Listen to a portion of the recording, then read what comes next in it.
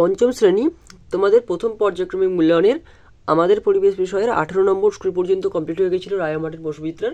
এখন আমরা 19 নম্বর স্কুল এবং 20 নম্বর স্কুলটা কমপ্লিট করব। তো চ্যানেলে কিন্তু এরকম পরপর ভিডিও পাওয়ার জন্য তোমরা কিন্তু অবশ্যই চ্যানেলটি সাবস্ক্রাইব করে রাখো, পাশ থাকা বেল আইকনটি প্রেস করে রাখো। 19 নম্বর স্কুলটা কি দিয়েছে? সোনামুখী বিজে হাই স্কুল, এটা কমপ্লিট করব। আর 20 নম্বর স্কুলটা কি আছে? শ্রী রামকৃষ্ণ শিক্ষালয়া হাওড়া, এটা কমপ্লিট করবো। ওকে, তো 19 নম্বর স্কুলটা দেখো কি আছে। প্রথমে একের দাগের সঠিক উত্তর নিচে দাগ দাও, যে কোনো চারটি, আমরা সবগুলোই করব। প্রথমে কি আছে দেখো, প্রশ্নটা আমাদের শরীরের বর্ম হলো। বর্ম মানে কি? চামড়া। মানে আমাদের শরীরের চামড়া কোনটা? তাহলে অপশান খ হবে কি? চামড়া। বর্ম মানে আমি চামড়া আগেই বলেছি, অপশান খ চামড়া হবে। ঠিক আছে। একের দুই দেখো, ত্বকে রোদ লাগলে তৈরি হয়। ত্বকে রোদ, ত্বকে মানে চামড়ায় রোদ লাগলে কি হয়? ভিটামিন ডি তৈরি হয়। অপশান খ হবে কি? Vitamin D. একের তিন দেখো, মানুষের শরীরে হাড় থাকে মোট। মানুষের শরীরে হাড় থাকে কটা? 206টা। অপশান খ হবে 206টা। ওকে। একের চার দেখো, বালির ভাগ বেশি থাকে। বালির ভাগ বেশি থাকে কোন মাটিতে? বেলে মাটিতে। অপশান খ। একের পাঁচ দেখো, নয়নাজুলি হলো একটি। নয়নাজুলি কি একটি? একটি হবে অপশান ক জলাশয়। তাহলে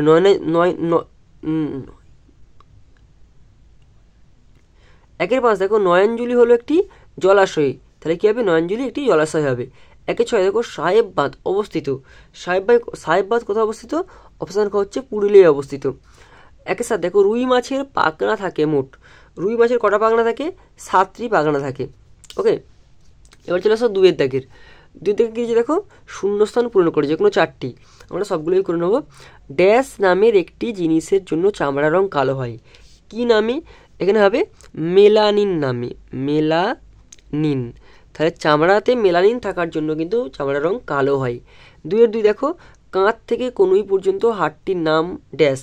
কাঁধ থেকে কনুই পর্যন্ত হাড়টির নাম হচ্ছে কি? হিউমেরাস। হিউমেরাস। ঠিক আছে। দুইয়ের তিন দেখো, মাগুর মাছের ড্যাশ নেই। মাগুর মাছের কোনো আঁশ নেই। তাহলে কি হবে? মাগুর মাছের কোনো আঁশ নেই। দুইয়ের চার দেখো, যক্ষা রোগ বেশি হয় ড্যাশ এ। যক্ষা রোগ বেশি কত হয়? ফুসফুসে। ফুসফুসে। যক্ষা রোগ কোথায় বেশি? তাহলে ফুসফুসে কিন্তু যক্ষা রোগ বেশি হয়। দুইয়ের পাঁচ দেখো, লেন্সকে বাংলায় বলে ড্যাশ। লেন্সকে বাংলায় কি বলে? আতস কাঁচ। আতস কাঁচ। দুইয়ের ছয় দেখো, দূষিত জিনিস তাড়াতাড়ি নষ্ট করে জল শোধন করে ড্যাশ। এটা কি হবে? Potassium permanganate. Potassium permanganate. ঠিক আছে। এবার দুইয়ের সাথে দেখো, কলকাতার ঢাল ড্যাশ দিকে। কলকাতার ঢাল কিন্তু পূর্ব দিকে। পূর্ব দিকে হয়ে গেল। এবার চলে আসো তিনের দাগের। তিনের দাগের কি দিয়েছে দেখো, নিচের প্রশ্নগুলির একটি বাক্য উত্তর দাও, যে কোনো চারটি, আমরা সবগুলোই করে নিচ্ছি। গন্ডারের তিনের দেখো, গন্ডারের খড়ক আসলে কি? গন্ডারের খড়কটা আসলে কি? গন্ডারের খড়ক হচ্ছে আসলে জমাট বাঁধা চুল। কি লিখবো? জমাট বাঁধা চুল। তাহলে গন্ডারের খড়ক হচ্ছে আসলে জমাট বাঁধা চুল। তিনে দুই দেখো, একটি চারটি শিকারী পাখির নাম লেখো। এমন পাখি যেগুলো শিকার করতে পারে। কোন কোন পাখিগুলো শিকার করতে পারে? যেমন ঈগল পাখি হচ্ছে শিকার করতে পারে। এরকম চারখানা লিখতে হবে। ঈগল, বাজ পাখি, হ্যাঁ। এবার দেখো, যেমন চিল শিকার করতে পারে, চিল আর শকুন। তাহলে আমরা কী কী চারটে পাখি লিখলাম? ঈগল পাখি, বাজ পাখি, চিল আর শকুন। এই চারটে পাখি কিন্তু যারা কিন্তু শিকারী পাখি নামে পরিচিত। এবার দেখো তিনের তিন, বাঁওড় কি? বাঁওড় কি দেখো, বাঁওড় হচ্ছে দেখো, নদী বাঁকের কিছুটা অংশ নদী থেকে আলাদা হয়ে বদ্ধ জলাভূমিতে পরিণত হয়। এই জলাভূমিকে বাঁওড় বলে। তাহলে নদী বাঁকের কিছুটা অংশ নদী থেকে আলাদা হয়ে বদ্ধ জলাভূমিতে পরিণত হলে তাকে আমরা কী বলবো? সেই জলাভূমিটাকে বাঁওড় বলবো। ওকে, এবার চলে আসো, দুটি মেরুদণ্ডী ও দুটি অমেরুদণ্ডী প্রাণীর নাম লেখো। দুটি মেরুদণ্ডী প্রাণী কী হবে? যেমন ধরো লেখো এখানে মানুষ আর গরু। আর দুটি অমেরুদণ্ডী প্রাণীর নাম কি লিখবে? এখানে দেখো, দুটি অমেরুদণ্ডী প্রাণীর নাম হবে চিংড়ি মাছ আর কেঁচো। তাহলে কি লিখলাম? মেরুদণ্ডী প্রাণী হচ্ছে মানুষ আর গরু, অমেরুদণ্ডী হচ্ছে কি? চিংড়ি আর কেঁচো। ঠিক আছে। এবার চলে আসো 3-5, লিগামেন্ট কাকে বলে? লিগামেন্ট হচ্ছে কি? লিগামেন্ট হচ্ছে দেখো মানবদেহের বিভিন্ন স্থানে হাড়গুলি দড়ির মতো একরকম জিনিস দিয়ে জোড়া থাকে, একে লিগামেন্ট বলে। তাহলে মানবদেহের যে সমস্ত অস্থিগুলো আছে বা হাড়গুলো আছে, সেই অস্থিগুলো একে অপরের সঙ্গে যখন জুড়ে থাকে, যখন এরকম করে জুড়ে থাকবে, এরকম জুড়ে আছে, এর মাঝখানে একটা সরু সুতোর মতো অংশ থাকবে, একে আমরা কী বলবো? লিগামেন্ট বলবো। ওকে, এবার চলে আসো, বাড়িতে তৈরি ওআরএস কি? বাড়িতে তৈরি ওআরএস হচ্ছে কি? ফোটানো জল, নুন আর চিনির মিশ্রণ। তাহলে কি লিখবো? ফোটানো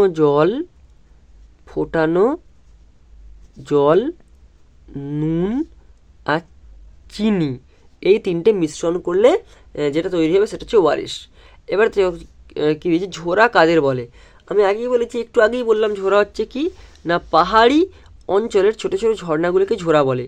পাহাড়ি অঞ্চলে তোমরা যদি দার্জিলিং বেড়াতে যাও, তোমরা যদি গ্যাংটক বেড়াতে যাও, তোমরা যদি অযোধ্যা পাহাড় যাও বা দশম ফলস যাও, সেক্ষেত্রে দেখবে কি যে ছোটো ছোটো অনেক ঝর্ণা দেখতে পাবে। এই যে ছোটো ছোটো ঝর্ণাগুলো আছে, একে আমরা কী বলবো? ঝোরা বলবো। ওকে, গৌড় কি?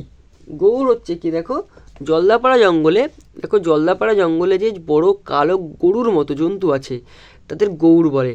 অনেকে গৌড়কে ভারতীয় বাইসনও বলে। তাহলে জলদাপাড়া জঙ্গলে যদি কখনো তোমরা যাও, গিয়ে দেখবে যে বড় কালো কালো গরুর মতো জন্তু দেখতে পায়, তাদেরকে কী বলে? গৌড় বলে। এইগুলোকে আবার অনেকে ভারতীয় বাইসনও বলে থাকে।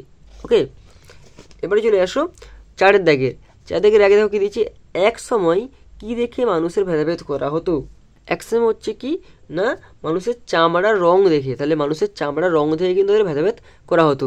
কালো মানুষদের সম্মানের জন্য কারা লড়াই করেছিলেন? এখানে হবে কি যে নেলসন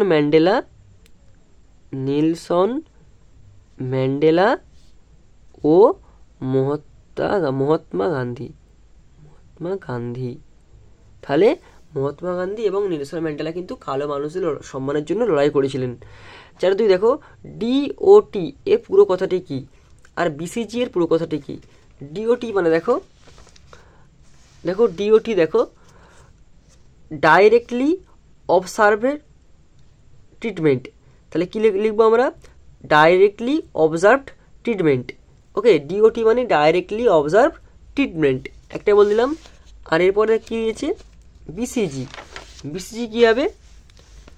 দেখো ব্যাসিলাস ক্যালটমেট গুয়োরিন। তাহলে বিসিজি হচ্ছে কি? ব্যাসিলাস ক্যালটমেট গুয়োরিন। ওকে, এরপরে চলে আসো, মাটি প্রধানত কয় প্রকার ও কী কী? আমি মাটি বলেছি, মাটি সাধারণত 3 প্রকার। কী কী মাটি? যে এঁটেল মাটি, বেলে মাটি আর দোআঁশ মাটি। দোআঁশ মাটিতে বালি ও কাদার ভাগ প্রায় সমান। এখানে দেখো প্রশ্ন হচ্ছে কোন মাটিতে বালি ও কাদার ভাগ প্রায় সমান? এখানে হবে দোআঁশ মাটিতে কিন্তু বালি ও কাদার ভাগ প্রায় সমান থাকে। ওকে, এবার আমরা চলে আসি 20 নম্বর স্কুল।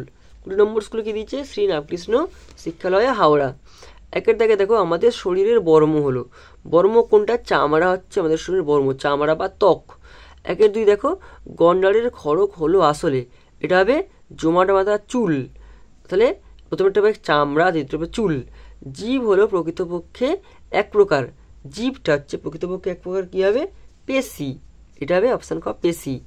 4 দেখো হৃৎপিণ্ডের শব্দ বোঝা যায় যে যন্ত্রে, তা হলো, এটা হবে স্টেথোস্কোপ। স্টেথোস্কোপের সাহায্যে কী হয়? হৃৎপিণ্ডের শব্দ শোনা যায়। থার্মোমিটারের সাহায্যে কী করো? জ্বর মাপো। ব্যারোমিটারের সাহায্যে কী মাপা হয়? বায়ুর চাপ মাপা হয়। ঠিক আছে, আর স্টেথোস্কোপের সাহায্যে কী হয়? হৃৎপিণ্ডের শব্দ শোনা যায়। ওকে, এবার দেখো ফিল্টারের কাজ হলো। ফিল্টারের কাজ কি? ফিল্টারের কাজে শোধন করা। অপশান ঘ হবে কি? শোধন করা। ওকে, এবার দেখো 1-6 সুন্দরবন অঞ্চলের মাটির নিচে জলের স্বাদ, এটা কী হবে? নোনতা হবে। কারণ সুন্দরবন অঞ্চলে মাটির নিচে কিন্তু জলের স্বাদ নোনতা বলেই সেখানকার অক্সিজেন, মাটির মধ্যে অক্সিজেন কম থাকে বলেই সেখানে সুন্দরী গাছের, গোড়ানো গাছের, গেওয়া গাছের কী হয়? শ্বাসমূল বা ঠেসমূল দেখা যায়। ওকে, এবার চলে আসো 2 দাগের। 2 দেখো কী দিয়েছে? মেহেন্দি গাছ থেকে কী ওষুধ তৈরি হয়? মেহেন্দি গাছ থেকে কিন্তু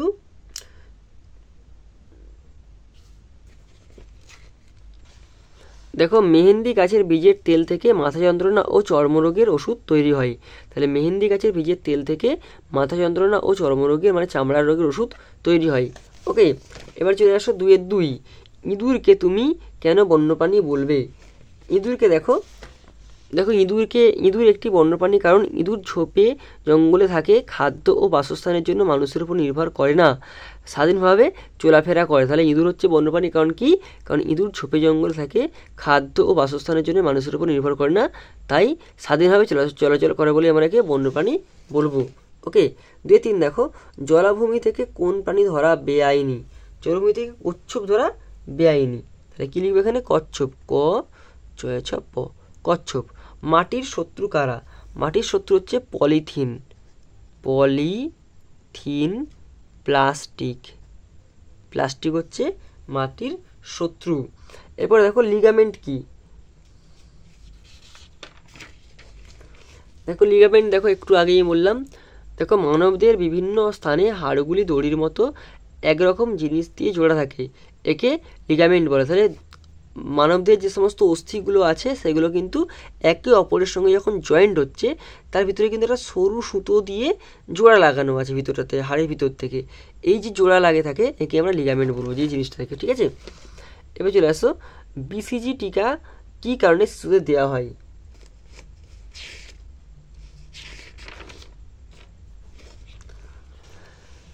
দেখো শিশুদের শরীরে যক্ষ্মা রোগ প্রতিরোধের জন্য বিসিজি টিকা দেওয়া হয়। তাহলে শিশুদের শরীরে যক্ষ্মা রোগ প্রতিরোধের জন্য কিন্তু বিসিজি টিকা দেওয়া হয়। এরপরে চলে আসো মানবদের সবথেকে বড় অস্থির নাম কি? মানে মানবদের সবথেকে বড় হাড়ের নাম কি? কী হবে? ফিমার হচ্ছে মানবদের সবথেকে বড় হাড়ের নাম। এবার দেখো 2-8 লোম, চুল, পালক, আঁশ ইত্যাদি কেন তৈরি হয়েছে? দেখো শরীরের চামড়াকে, এটা কি দেখো, শরীরের চামড়াকে বাইরের আঘাত থেকে বাঁচানোর জন্য লোম, চুল, শরীরের চামড়াকে বাইরের আঘাত থেকে বাঁচানোর জন্য লোম, চুল, পালক, আঁশ ইত্যাদি তৈরি হয়েছে। ওকে, তাহলে আমাদের কিন্তু 19 নম্বর এবং 20 নম্বর দুটো স্কুলই কমপ্লিট হয়ে গেল, মানে পরিবেশের সমস্ত স্কুলগুলো শেষ হয়ে গেল প্রথম পর্যায়ক্রমিক মূল্যায়নের। তোমরা কিন্তু চ্যানেলে এরকম পরপর ভিডিও পেতে অবশ্যই চ্যানেলটি সাবস্ক্রাইব করে রাখো, পাশে থাকা বেল আইকনটি প্রেস করে রাখো।